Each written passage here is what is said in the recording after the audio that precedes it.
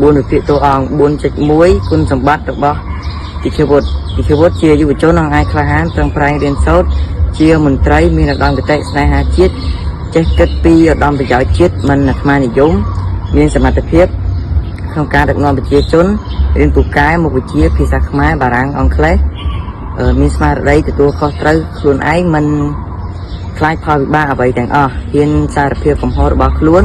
mình sẽ là thoa luôn nơi đó con bị bắt được bao thì chia vót sầm đấy thì cô báo đặt nhẹ đặt bán chia cả ta luôn chặt chia kê đây mình bán sơ xưa chỉ ở sơ xưa chỉ muốn chia một nút rồi với anh đây đàn đốn phù hạt con sầm bát ở bao nhiêu trăm này miếng chia một nơi là miếng thiệp là hán chia một nơi là miếng con là kho chui đằng mai chui đằng xiêm chia một nơi là miếng thạc đây smart này ha chia một nơi là sụp hiệp xa chia một nơi là miếng hiệp out mình được thọ mình được thọ con bị bắt nên đi chia mình phải áp đầm nắng đó cú sniper tăng bị đồng bộ mình phải áp đầm nắng mình phải áp đó cú sniper từ lọp từ sau cùng nào rồi buôn chạch bay lô keo cà sa bị chặt cò con sòng bát chia mình nấu miệng sòng ăn chất tủ lấy chia mình nấu slot trắng chia mình nấu chơi giả sa nè tay chia mình nấu măng tàu can mình nè chia mình nấu miệng tôi mình hết thôi trong cô coi con bị bắt cầm sa hoa phiêu là hán rất chó rất cầm nát chia mình nấu măng tàu ca chia mình nấu măng tàu ca bớt để không ăn được cực buôn chạch buôn chào bài khai buôn sòng phát rồi ban cây rồi coi khoai trái nên chụp nát đâm buôn buôn miền càng nghịch vỡ thành nạ chưa chào bài khai cô đang sang phép pro sa bang lỗ buôn trái con bị bắt chia mình nấu đá sòng công sạc phơm miệng chia mình nấu rồi ca sập bài xây ra là bánh cái ta hoa và giỏi to luôn chia nốt mai giống chia mình nấu mẹ đang cái tệ hà chết chia mình trai bò lùi con sòng bát con bị bắt hong chay con sòng bát chia mình nấu miên prải nhai chia quay không canประกอบมุกระเบิดรอสีเมียนเพียบเป็นประสบក្នុងការធ្វើតំណែងតំណងកូនវិបត្តិជាមនុស្សទុច្ចរិតអាងអំណាចទឹកប្រាក់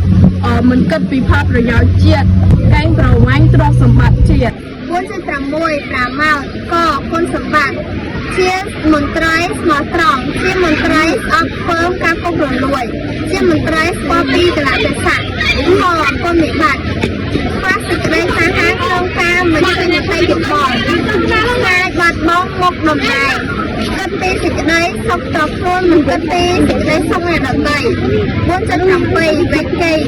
ក៏គុណសម្បត្តិមានចិត្តស្មោះត្រង់ស្មោះស្ម័គ្រនឹងមិត្តភក្តិជាមនុស្សគិតពីប្រយោជន៍រួមគឺជាជនដែលមានសេចក្តីស្នេហាជាតិជាមនុស្សដែលមានចិត្តទូលាយចេះសារភាពនៅកំហុសរបស់ខ្លួនគុណវិបត្តិជាមនុស្សមិនមានភាពហ្មត់ចត់ប្រហែលនឹងការងារធ្វើឲ្យអ្នកដទៃយល់ច្រឡំនឹងគ្នា5និពន្ធវីដេអូ5រឿងនៅក្នុងកន្លែងនេះអ្នកនិពន្ធនិយាយពីអារម្មណ៍ពីអ្នកឯកកំពុងអន្តរជាតិហើយនិយាយពីសុខភាពនៅក្នុងសាលាវិទ្យាល័យអ្នកនិពន្ធបាននិយាយពីកម្មវិធីរបស់តួអង្គនៅពេលដែលធ្វើដំណើរតាមរថភ្លើងពីក្នុងពេញទៅបានដំបងហើយមកក្នុងពេញវិញលោកវិទ្យាល័យបាននិយាយពីសកម្មភាពរបស់ទីជំនួសដែលបានជួយនឹងកម្មវិធីកាត់ស៊ីនៅក្នុងបាត់សម័យនិងនិយាយរៀបរាប់អំពីការប្រយុទ្ធក្នុងរចនារបស់កងទ័ពខ្មែរស៊ីនៅនិយាយពីសកម្មភាពរបស់លោកបានក្នុងវិទ្យាល័យដែលជាបាននៅរមួលនៅតំបន់អារ៉ាន់ដែលគឺបាននឹងសហការីដែលបង្កើនជាបាននៃជំនឿយ៉ាងបញ្ញាប់ដៃជាមួយជាងផងដែរហើយពលិនខាត់ពីទៅទីបានរាប់អំពីសម្រាប់ធម្មជាតិនៅតាមក្នុងពលិននៅប្រាសាទនេះដែលភាសានេះចាំនេះបានទៅកំសាន្តឯកវិទ្យាវិធីក៏ជាវិធីដែលអ្នកនិពន្ធឲ្យតួអង្គនិយាយឬក៏តាមអ្នកឯងបើអញទទួលនឹងទទួលយកម្លេះបានប្រាក់ខ្ចីទៅសងពួកម៉ាក់សង្វាយវិធីជាវិធីដែលអ្នកនិពន្ធឲ្យតួអង្គនិយាយសារសងគ្នាឧទាហរណ៍ទីខេវុតនិយាយសន្ទនាជាមួយវេកីនិងនាងច័ន្ទមនីវចនាវិធីគឺជាវិធីដែលអ្នកនិពន្ធប្រើប្រាស់ពាក្យពេចន៍លាយឡំគ្នាឧបកថាវិធីជាវិធីដែលអ្នកនិពន្ធចែកដំណើររឿងជាដំណាក់ប្រឡំលងវិធីគឺជាវិធីដែលអ្នកនិពន្ធចេះឲ្យតួអង្គលួងលោមបងឯ ដែលធ្វើឲ្យអ្នកអានមានសេចក្តីរីករាយត្រេកអរ